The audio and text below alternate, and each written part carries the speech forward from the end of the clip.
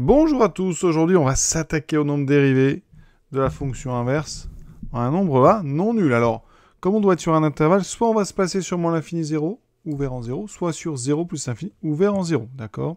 Les formules seront les mêmes, mais comme le nombre dérivé est défini à base d'un intervalle, ici, on doit séparer l'étude en deux. Alors l'étude sera exactement la même des deux côtés, donc on va faire une seule vidéo pour les deux. Donc ici, on va prendre un nombre A qui est soit dans le premier intervalle, soit dans le deuxième. Et dans ce cas-là, eh bien, on va regarder, comme d'habitude pour l'étude d'un nombre dérivé, le taux d'accroissement entre A et A plus H, c'est-à-dire f de A plus H moins f de A sur H. C'est comme ça qu'on détermine tous les nombres dérivés, en prenant un nombre H différent de 0. Ici, il faudra que l'inverse de A plus H soit non nul, d'accord, aussi, puisque, effectivement, la fonction ici qui m'intéresse a une expression qui est f de x égale 1 sur x, donc définie sur l'un ou l'autre de ces deux intervalles. Quand on regarde f de a plus h, c'est donc l'inverse de a plus h. C'est pour ça qu'ici, quand on fait ce raisonnement, il faut considérer aussi que a plus h doit être différent de 0, pour toujours être capable de calculer cette inverse. Donc, le nombre dérivé, eh bien, ça va être la limite de ce coefficient, enfin de ce taux de variation ici, donc c'est 1 sur a plus h moins 1 sur a, le tout divisé par h. Et là, eh bien, il faut s'interroger. Qu'est-ce qu'on peut faire quand on a devant soi une telle expression? Il y a des quotients, plus un deuxième quotient. Donc, ça a l'air compliqué. On ne peut pas développer factoriser comme on l'a déjà fait pour x carré, x cube, x4. Donc, il va falloir faire quelque chose qu'on peut faire quand on a des fractions, c'est-à-dire une mise au même dénominateur. Et ici, c'est un petit peu compliqué parce que les dénominateurs dépendent de variables a et h. Donc, quand on va mettre au même dénominateur, le dénominateur commun sera tout simplement le produit des deux, a plus h multiplié par a. Donc, le premier quotient ici, on va le multiplier en haut et en bas par a. Donc ici, on va mettre a, ici, fois a. Donc en haut, j'aurai une fois, c'est-à-dire a. Ensuite, deuxième quotient plutôt, 1 sur a, on le multiplie en haut et en bas par a plus h. D'accord? Ça veut dire qu'ici, en haut, qu'est-ce que je vais trouver? Une fois, moins, donc a moins une fois a plus h, c'est-à-dire a plus h.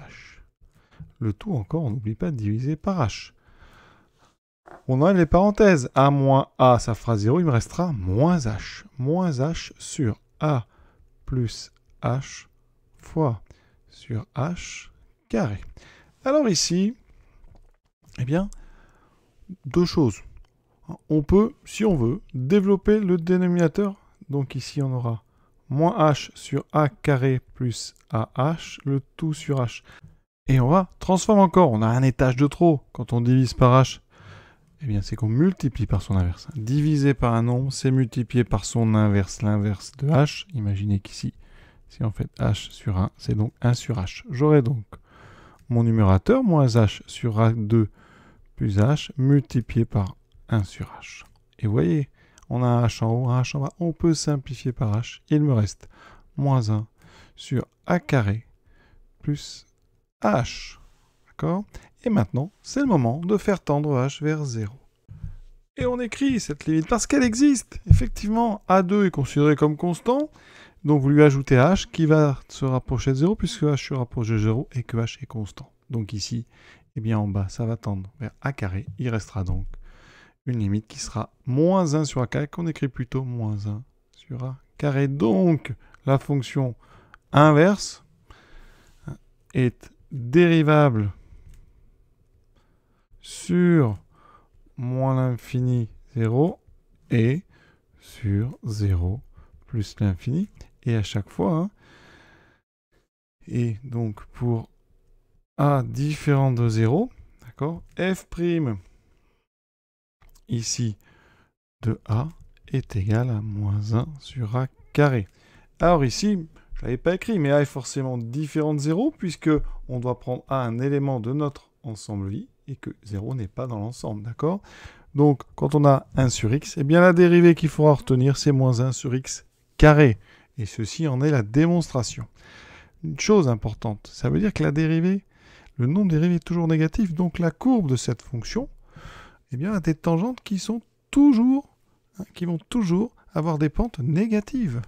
Et regardez ici, quand on a donc la courbe, la tangente ici en, par exemple, -1, eh bien, -1 sur a carré, ça fait -1. On a effectivement une droite qui a un coefficient directeur ici de -1. J'avance de 1 unité, je descends de 1. Vous remarquerez bien que la courbe est coupée en deux au niveau de la valeur interdite 0. C'est pour ça qu'on doit étudier la dérivée à gauche et à droite un petit peu séparément. D'accord ?